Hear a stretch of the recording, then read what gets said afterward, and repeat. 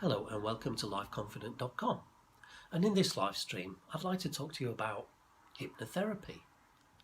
And I thought I'd do hypnotherapy because in my last live stream I talked about my own system for overcoming shyness and social anxiety, the mental health master plan. So I thought, why not talk about another system today? So I chose hypnotherapy, and I did it for a few reasons. Firstly, because I've trained myself as a clinical hypnotherapist, and I know that hypnotherapy has got a reputation. It's one of the oldest therapies out there, and it's for a long time it's been misused for entertainment purposes. And so what they've seen in the movies and what they've heard from other people. Now, in 1,000 years' time from now, what people know about the Titanic might be what they saw in the film, the Titanic, and I think we all know that that's not the factual truth of the matter, but it's a little bit the same with hypnotherapy. Most people have never experienced it directly, so they don't know what it's actually like, and their only frame of reference is what they've seen in the movies, and perhaps what other people have said who have gone through it. And people that have gone through it, the ones that really talk about it, are those that have received no benefits from it. And I can talk to you why they don't receive benefit as well. But in the movies, they really depict hypnotherapy as an entertainment. If it's a crime drama like Columbo, they might have someone being hypnotised and then sending them out under the influence of hypnotism to go out and murder somebody or rob something. But it's just not possible to do that with hypnotherapy. If it's on stage, the hypnotherapy, you'll hear stories or you'll see it on the movies. The hypnotherapist gets the people to go to sleep just like that, and then he'll tell them to do some embarrassing stuff when they wake up. And they wake up and they start doing embarrassing stuff just on his command. Now, there's only a couple of % of the population that are that susceptible to doing stuff like that. But nobody is susceptible to doing anything against their own will, let alone committing murder or doing a robbery, unless they were a criminal themselves and robbery was not against their own principles. So, for hundreds of years, hypnotherapy has been around and it's been used for this purpose of entertainment. But it's got another side. Clinical hypnotherapy, it can be used instead of drugs in operations. But you can only use it with somebody who's got the open mind, the trust to really interact with hypnotherapy and accept it and believe in it. If you don't have the open mind, then you go into the clinical hypnotherapist's office with a defensive mindset. I mean, this is why it doesn't work for some people. They'll go, and it's strange, they'll go to the hypnotherapist, but then it'll become a battle of wills, a battle of ego. The hypnotherapist is there trying to exercise control over your mind, make you go to sleep. The person being hypnotized is resisting. I've got my own mind. I'm not going to let you have control over my mind. I'm going to resist you, and so there's this little battle of wills going on, and that's why it doesn't work for people. You have to go into hypnotherapy with a willingness to accept it and believe that it works for you. Because when you sit down in the chair and you sit back and the hypnotherapist starts telling you to relax and he goes through a countdown procedure, curiously, if it's in America, then they'll count up. But if it's in the UK or somewhere else, then they count down, they bring you down. Now, it's up to you what you think about this. I guess the American idea is that for uplifting people, building them to a higher mindset. The purpose of the hypnotherapy is to give someone a positive experience, and the lifting them up. In preparation for that, maybe with the UK version or wherever else, it's done the opposite way around, and the count down. The idea is that you're bringing the person down into the depths of subconsciousness, where the person can be totally relaxed and let themselves go and let themselves relax into the chair. Now, as someone is brought down, you don't actually go to sleep. You don't forget what the hypnotherapist is saying. The whole idea of hypnotherapy is to bypass the conscious mind. This is where the ego is going on. This is where the mental struggle is going on, and the resistance to the hypnotherapist.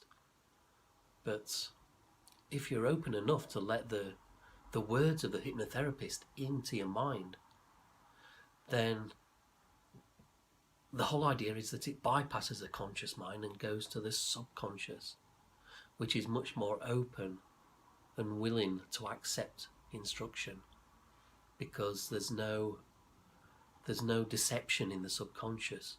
That's all in the conscious mind, where you have the ability to lie and deceive. When you get down into the subconscious, that all disappears. There's no thought, there's no consciously driven ideas. You can't lie at the subconscious level. So if you can bypass the conscious mind and get to the subconscious and then start talking to it directly, then you can start making some progress. That's why you have to go into the office with an open mind and some trust and some belief in hypnotherapy itself. Now, that's not so easy anymore, because you've probably had a lifetime of brainwashing from the movies of what hypnotherapy actually does and what it's like. And you have to, like a judge telling a jury to forget everything they've heard in the media about this case, you have to do that with hypnotherapy. You have to forget everything you've ever heard about it and just go in with a clean slate, a blank mind, and be accepting of it, and just listen with an open mind to the hypnotherapist. A good hypnotherapist won't tell you what to do as you're going through the procedure, as they are bringing you in. What they'll do is give you suggestions, so they won't tell you that you're feeling sleepy. They'll suggest to you that your eyelids are growing heavy, and if you want to close your eyes, then you're free to do so. Feel free to close your eyes if that's what you want to do, and most people will. The energy, their thoughts will go to their eyelids, and it'll feel heavy, and they'll close their eyes. And why not? Once you close your eyes, all the information in the room around you disappears, and you're free to focus on the words of the hypnotherapist. And it can take a while to bring somebody in or lower them down into that world of hypnotherapy, where you can be totally relaxed, but you don't disappear. You can hear what the hypnotherapist is saying the whole time, and when they bring you back up at the end, you don't wake up and think, oh, what happened? Nothing's happened. I've just come in. You remember everything that they say. That's the difference. You're present the whole time. You're just very relaxed and open. You're hearing everything, but when it's working, the hypnotherapist's words are going to your subconscious, and your subconscious is absorbing it, and it's taking it on board, and it's making notes, and it's not doing it through the filter of the conscious mind. You're getting a pure hit of suggestion, and that's when hypnotherapy really works. And you can go back for more sessions. You can have self-hypnosis, and that works too, but to a little bit of a lesser degree.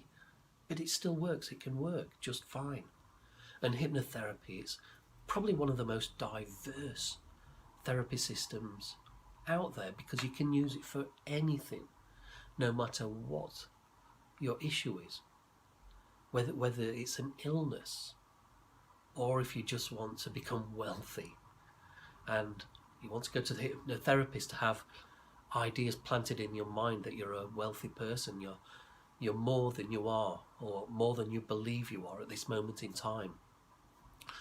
And it works just as well in that respect, for shyness and social anxiety. The hypnotherapist can plant the ideas in your mind that you're more than your inner voice tells you that you are. And it's not something that works just like that.